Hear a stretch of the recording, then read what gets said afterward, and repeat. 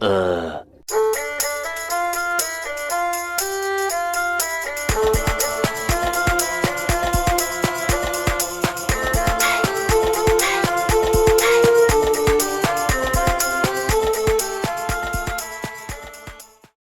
Hello, we are back today.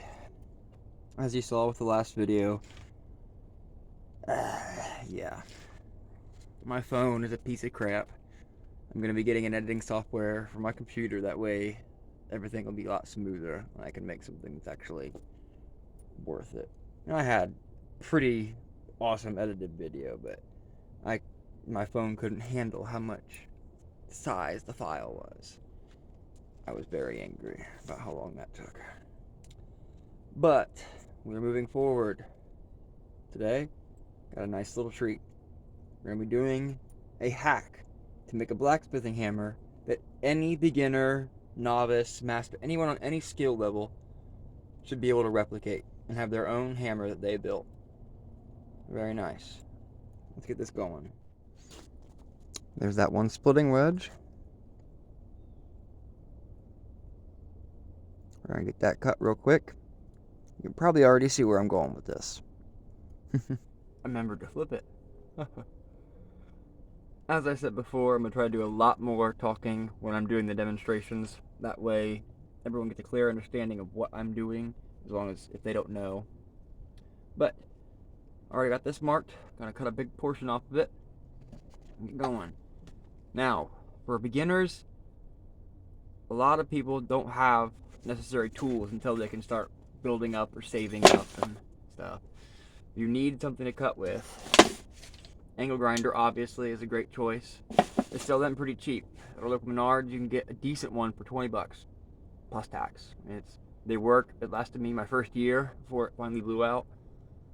That guy was like 65. It's a Ryobi, I think, Nikita.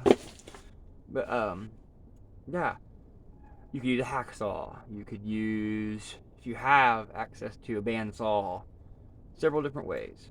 They make blades for table saws that cut metal. I wouldn't recommend that, but yeah, we're gonna get started.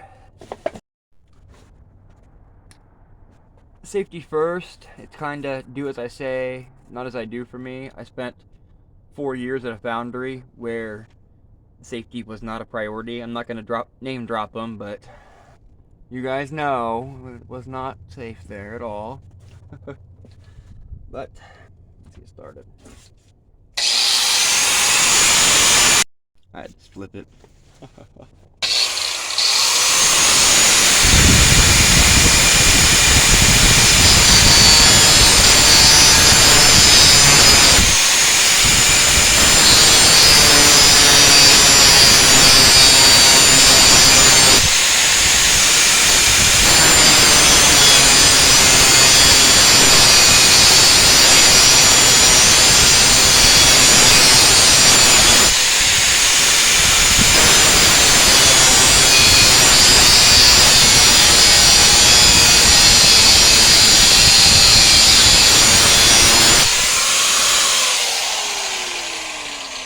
I don't think you guys want to see the entire thing of that, so I'm just going to go ahead and cut it real quick.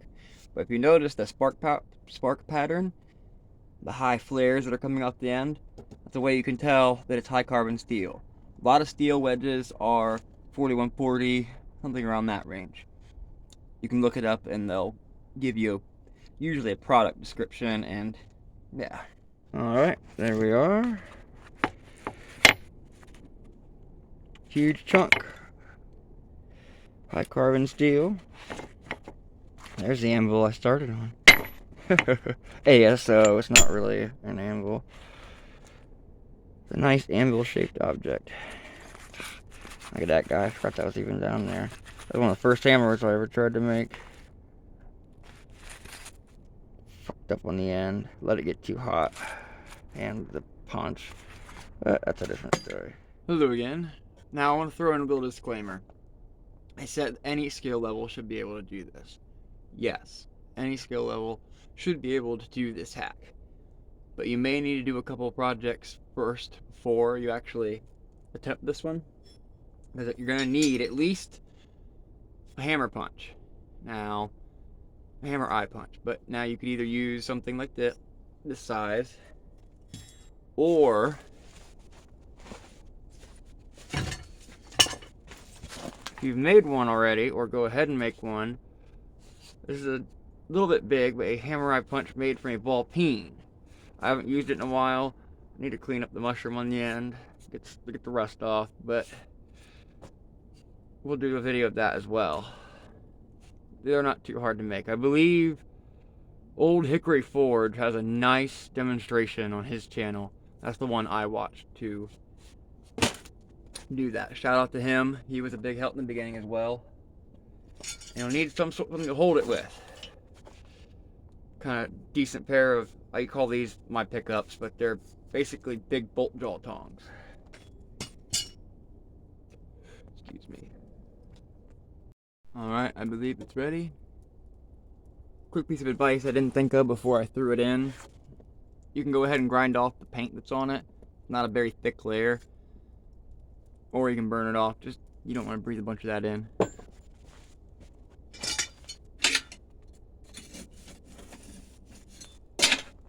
Oh yeah.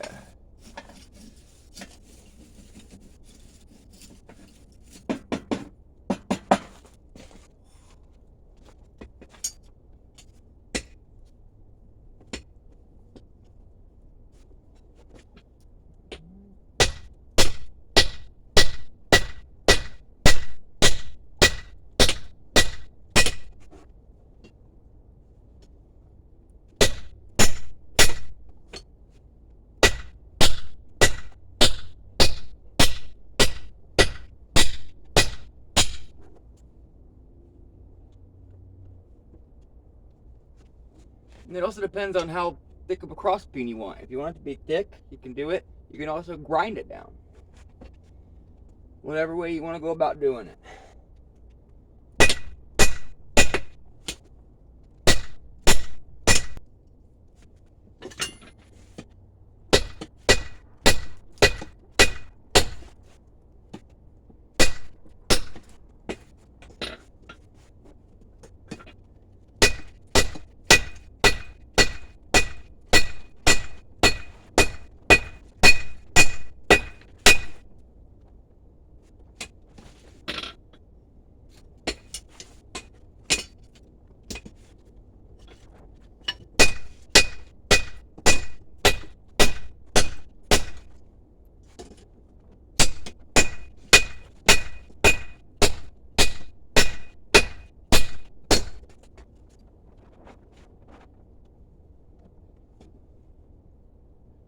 You want to try to get it as even as possible. Like I said, the grinding can take care of a lot of that. But this is the blacksmithing channel. We like to forge. Grinding is just a part.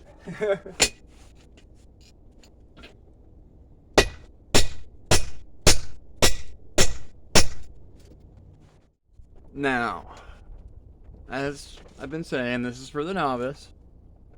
4140 is a high carbon steel. It's a lot to move. I've been doing this for a while, so I've already developed some pretty good hammer technique, and some extra strength in the arm muscles right there. Yeah, but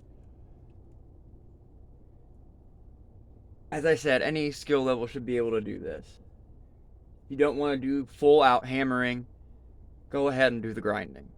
Get the hole punch. That was the main thing. What I wanted to show, that punching a hole is the basics of this entire project.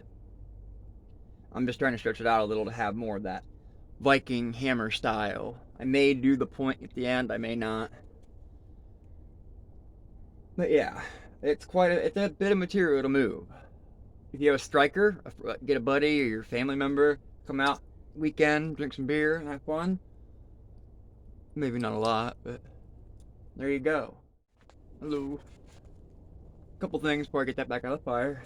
It's sitting in there ready and hot. Depressing anything. All it is pushing material back onto itself. You can do it to remove fish slips, you can do it to make pieces wider, etc., etc. Not too difficult. Second thing I was gonna go after heating up your anvil in the cold. Yay or nay? What do you guys think? I've heard both ends. I've heard some people say it's a must. You don't want your anvil to crack, blah, blah, blah. I've also heard people say that unless you're forging in, say, negative 30-degree weather, like up in Alaska or Canada, it's not needed. The only reason you do it is so that the anvil doesn't steal the heat from the piece that you're working on. I've heard both. Usually I'll go ahead if it's cold out, I'll heat up a little bit for that reason. I don't want to lose the heat. I like to forge as much as I can so there's less heats actual putting in the fire. Let me know what you guys think.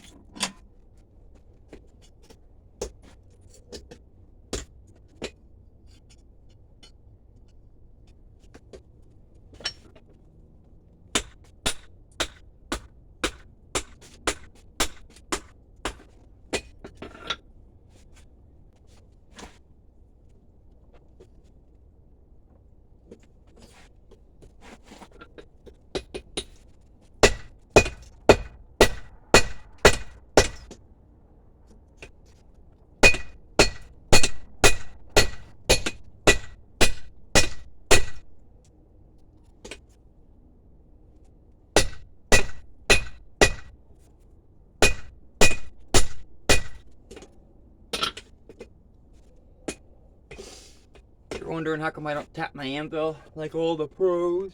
You don't have to if you know how to count. That's just a joke. No, you really don't have to.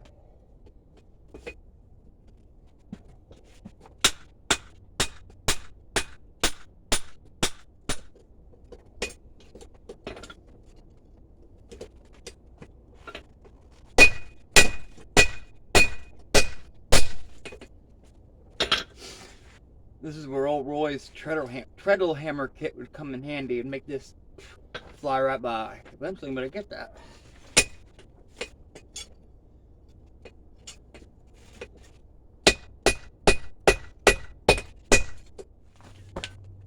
Hopefully some of the blacksmiths that I mention on here, like Roy and Old Hickory Forge, hopefully they don't mind that I'm kind of shouting them out. Just kind of, a thank you.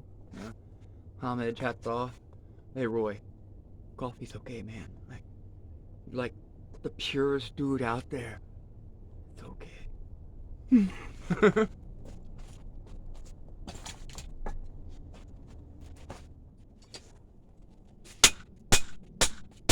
It's good when you're depressing. Switch sides every once in a while. Keep it as even as possible.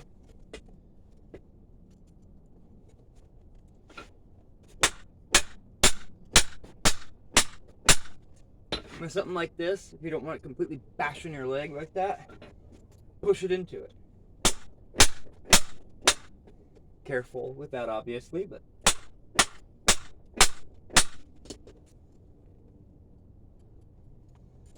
maybe wait on a bigger project, wait until you get a better grip strength, but I don't know all my audience. Arnold Schwarzenegger could be watching.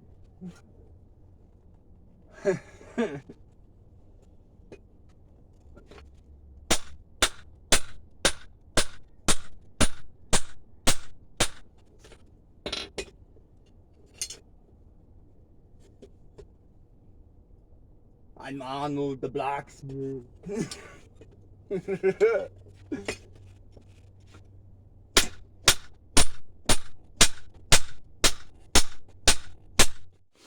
Alright.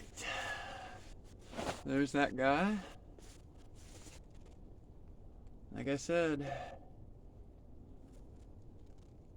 if I wouldn't showed this was made out of a wood wedge, it looked just like a regular hammer blank or a piece of carbon steel hammered out. That guy's pretty well good. The rest of that I can grind out, because otherwise it'll be suppressed deep pressed pretty far in. But let's get ready and punch this hole. I'm gonna go ahead and I'm going to measure center, mark it, and then we'll punch.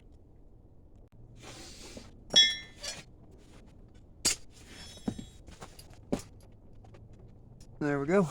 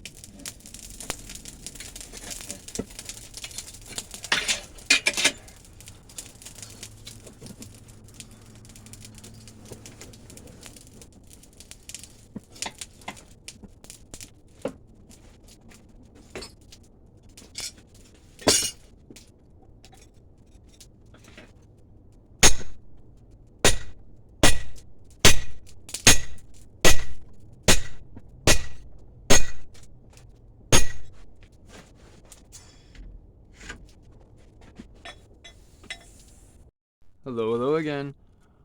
Had to cut it short a little early the other night. Had some issues with the family. I'm not gonna get into it. Hopefully everything will be alright. But back working on the hammer. The hole is literally one punch session away. You can see there's the end of the plug. That'll pop out real quick. But I went ahead and weighed it when I got home. It weighs 3.8 right now. So I'm going to go ahead, before I finish punching the hole, I'm going to taper it out just a little bit more and cut it. That way I can get it to right around 3.1. So with handle, I'm hoping, if everything's right, it'll be a 3.5 pound hammer. Alright, we've got that all tapered out, and I got the cut started of where I'm just cutting it off to get it to the weight I want. Let's get it going again.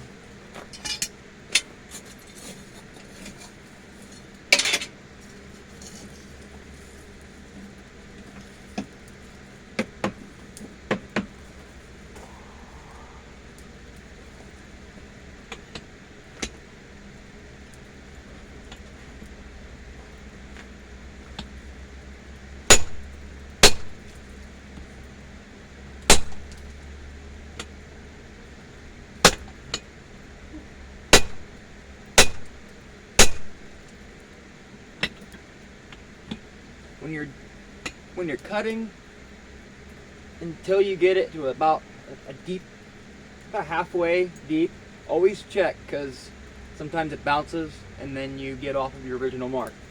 It's a nice hot piece of advice. Alright, I got that chilling in the fire.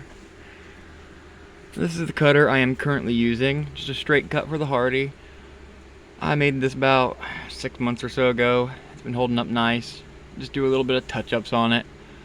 It is made from a car axle, so it's nice and hard. I think a lot of car axles are 4140 or 1045, something like that.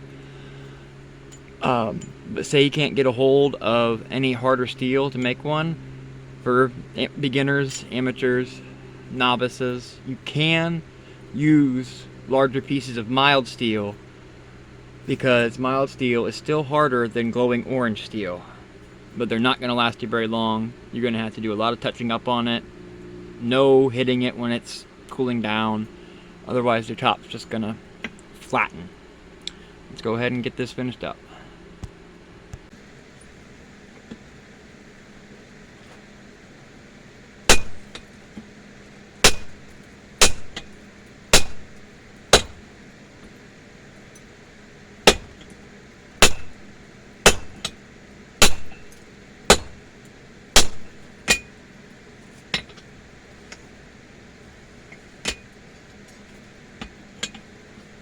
Hurry up.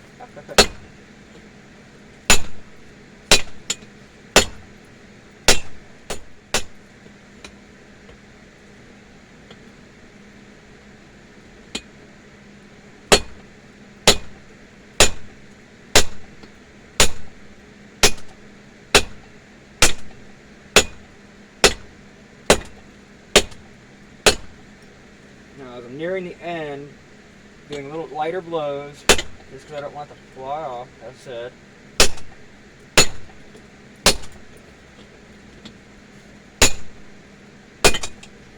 If you don't have a hot cut, you can use the edge of your anvil, but be careful with that, because you can ruin it really quick.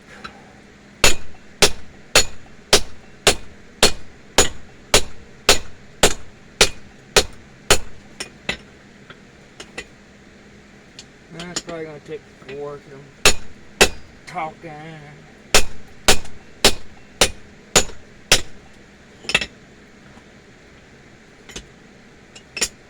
You can bend it off.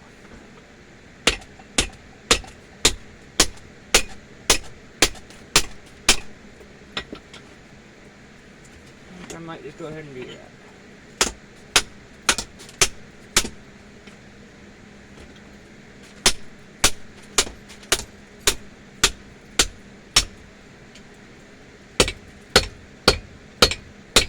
Ooh, be careful of the hardy. You don't want to cut your finger off.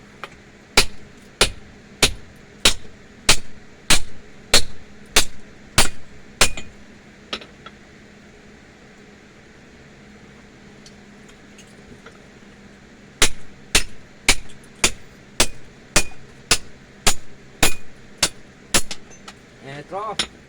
Alright, I'm going to start punching that. Just for a little something I was thinking about. If you're a beginner and you haven't done a lot of punching yet, and your chisel or punch is getting stuck, ash is your friend. Coal ash, charcoal, just a plain old fire ash. Sprinkle some of that in there. That will help prevent it from getting stuck. I'm sure a lot of you might know that, but for anybody that hadn't, like I said, just on the cooler side of your anvil, pick some up, or your forge, pick some of it up, just right before you start, sprinkle it on in.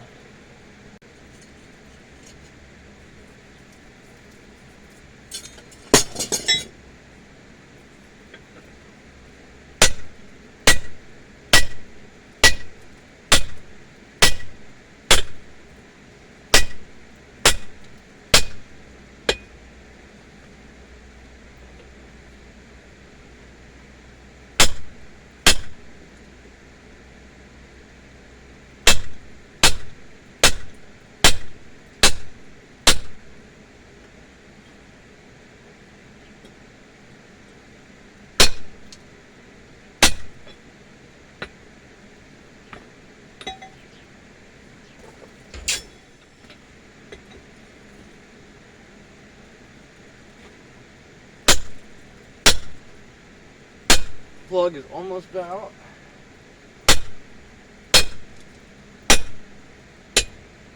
Oh, it fell out already.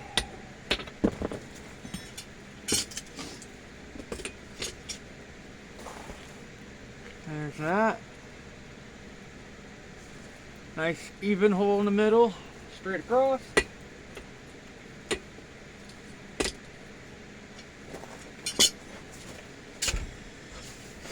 Heat that back up. We'll heat that back up. Get the drift going.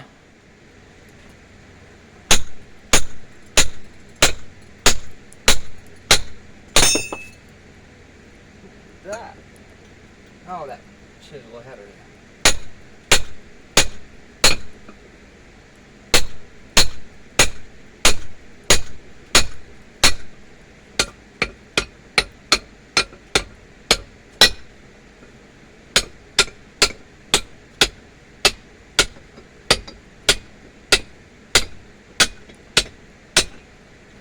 That happens. I've almost got the width I like. Go just a little bit more.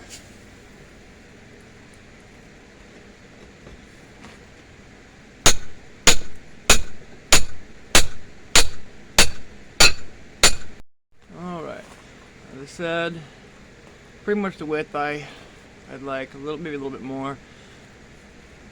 Then we'll drift the edge. Those side bulges. If they were even on both sides, I might keep it. It kind of looks cool, but we'll flatten them out. And you saw get stuck. that happens. Probably because my punch is a little dinged up already. Old jackhammer bit. Nothing you can do about it. Well, there is stuff, but yeah.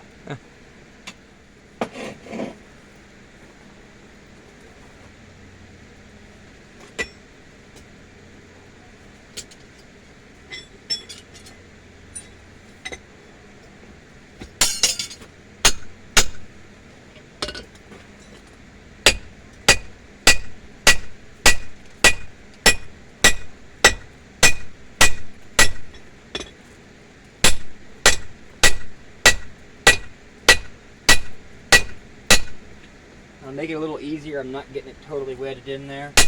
Just keep a good eye on it. You don't want it to fly off.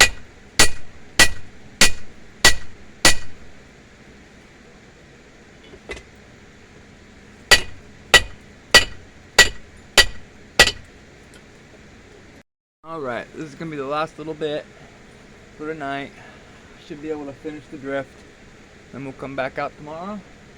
Or the next day maybe, I'm not sure. Got a newborn to take care of. Start the grinding process. A little bit. Harden it. Temper it. Put a handle on it.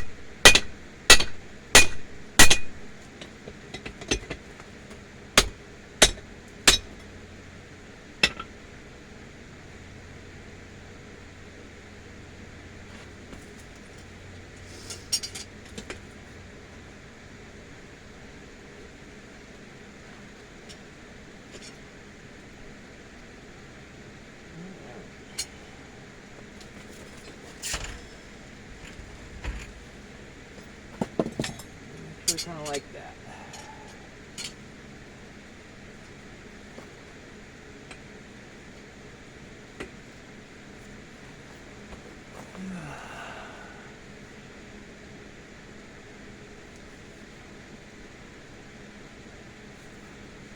That's how it'll be.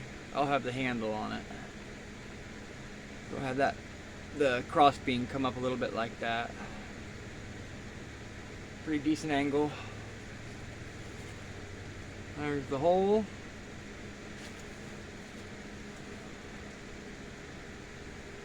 Ah. I used to have a Reddit, but I don't. I thought the blacksmithing Reddit would be different. Some of them were great people, some of them were Redditors, you know. But someone left a comment once, and it was just kind of hilarious. The Forbidden Jolly Rancher. See you guys next time. Alright, back at it again today. I'm going to go ahead and get the piece to critical temperature. I'm going to let it normalize, which is just getting the metal, the crystalline-like structure of the metal, get back to where it wants to be, essentially. That's just basic layman's terms. And then we're going to start doing the first part of the grinding. Alright, here in the old shed in my grinding room. Gonna get started on the material removal. I have not hardened or tempered or anything. This is strictly material removal. That way I don't got to worry about losing a temper or anything. I might film a little bit of it, but I kind of agree with John over at Black Bear Forge. The grinding can be interesting, but also tad boring.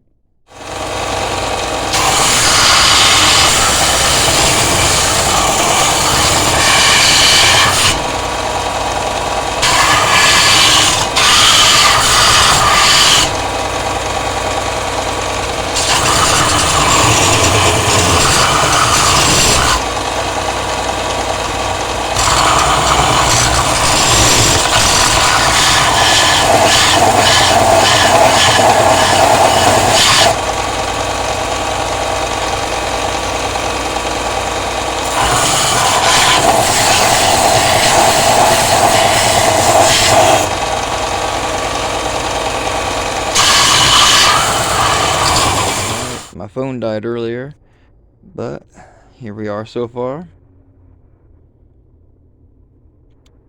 Pretty good first base grind. As I said, I haven't hardened or tempered it yet. We'll go ahead and take care of that tomorrow. Looking pretty good. It'll lose the shine, but I'm going to make it a nice polished color. Not a full polish, more like a wire wheel after I harden it. Like I said, you'll have to ignore that. They don't weigh that. Right on. Hello, hello. Here we are. Not 100% even. I'll go through and hand sand later. I'm probably not going to film that either. I want to get this up. Grinding is something that you got to learn on your own. I don't show a whole lot of it yet in filming, partially because it's loud, partially because I found it was like kind of boring to watch. Some people might not find that. Now, I'd love it if you guys would post in the comments if you guys want to see more grinding. Like, I'll film it. I will show you how I went about this. Basically, a lot of this in the beginning, keeping it flat, round, turn, get it to a nice cornerless, hold it at certain angles, go through, do touch-ups, almost straight on, like that. And it does sit straight up.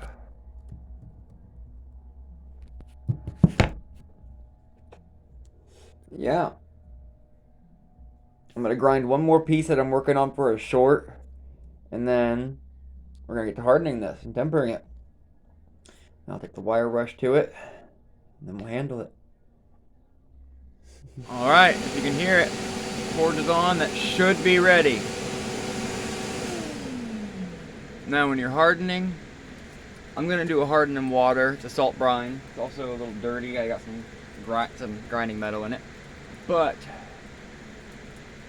when you're hardening in water, you want to be careful of it turning brittle. But since this is a larger piece, hammer, it should be just fine.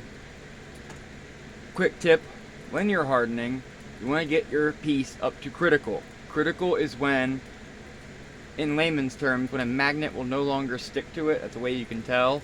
And you can go maybe 100 degrees more. I've already did the magnet test. I'll do that real quick just to get it on camera, and then we'll get this going.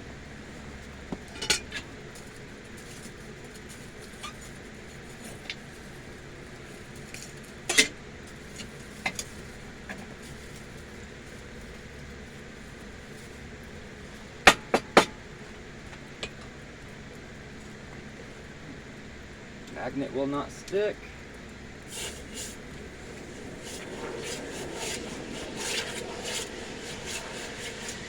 You don't have to do the figure eight. If it's good, I do an up and down bounce and a turn.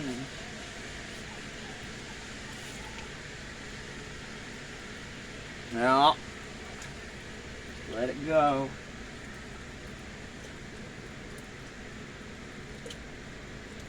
Now, I've heard some people say you should have your water up to temp already. Mine's not cold, but it's not warm. I can already tell by the color that it's changed. I've hardened a few axes and a few other things as well. It looks good. I'm going to let this get cool, take a file to it.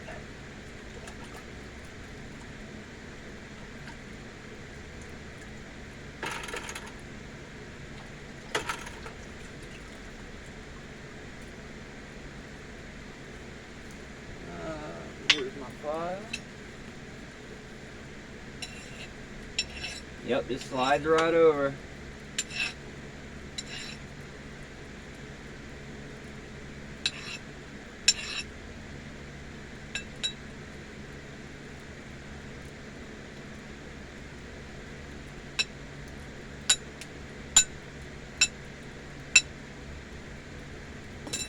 That's just for me to see if I can get a ding in it.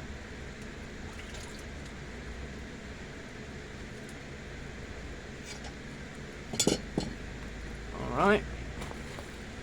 Yeah, it lost that nice shine it had. That's okay.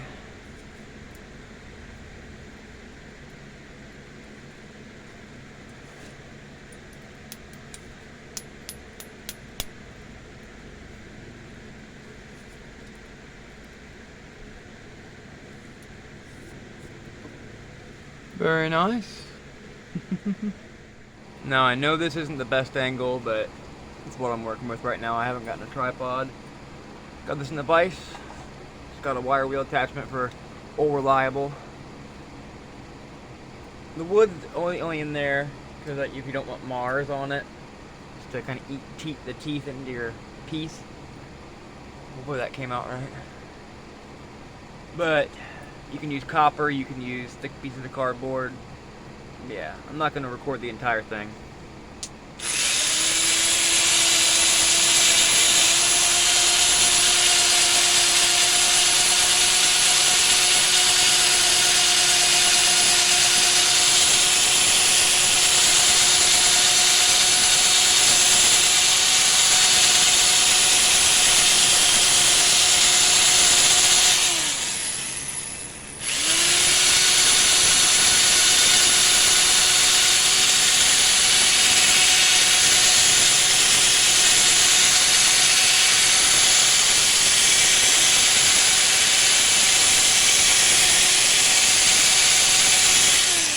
Basically just go up and down, round, get it nice, smoothed out, looking good.